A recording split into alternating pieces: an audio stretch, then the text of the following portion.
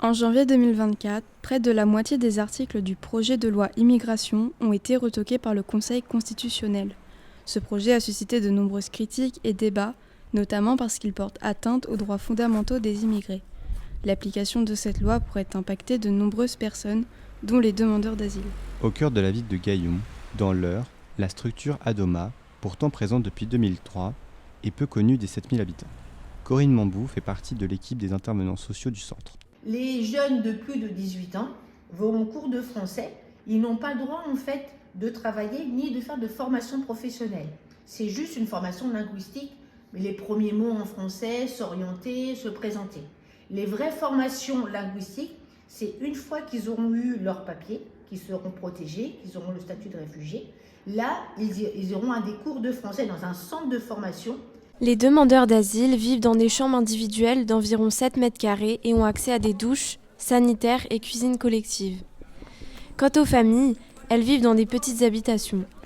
Les intervenants sociaux ont pour objectif de les assister dans leurs procédures, en s'occupant notamment de la partie administrative, de la scolarisation des enfants, ou encore de l'accès aux soins. Les demandeurs d'asile restent en moyenne 370 jours dans le centre. Cette longue attente impacte fortement le moral des résidents. L'obtention de ces papiers est très importante pour eux. Sans ces documents, l'accès à un emploi leur est interdit. L'incapacité à travailler, additionnée à la longueur de la procédure, entraîne à la fois de l'impatience et de l'ennui. Lilette est une demandeuse d'asile qui vient du Congo. On passe beaucoup de temps sans rien faire. Alors, si le temps nous sommes en train d'attendre par rapport à nos situations, si on pouvait déjà s'exercer, partir au travail ou faire une formation, ça devait nous faire du bien. Au lieu de rester comme ça, l'inactivité, ça épuise. Si j'ai mes documents, j'aimerais faire aide-soignante. Donc, je vais faire une formation parce que j'aime vraiment être à côté des gens, voilà, pour aider. J'aime bien aider.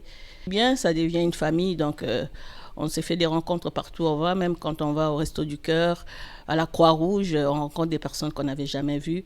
Ben voilà, c'est vraiment formidable. Le 19 février 2024, le poète arménien Misak Manouchian et sa femme Mélinée, résistant durant la Seconde Guerre mondiale, sont les premiers étrangers morts pour la France à rentrer au Panthéon. Surprenant pour un gouvernement qui porte le projet de loi immigration.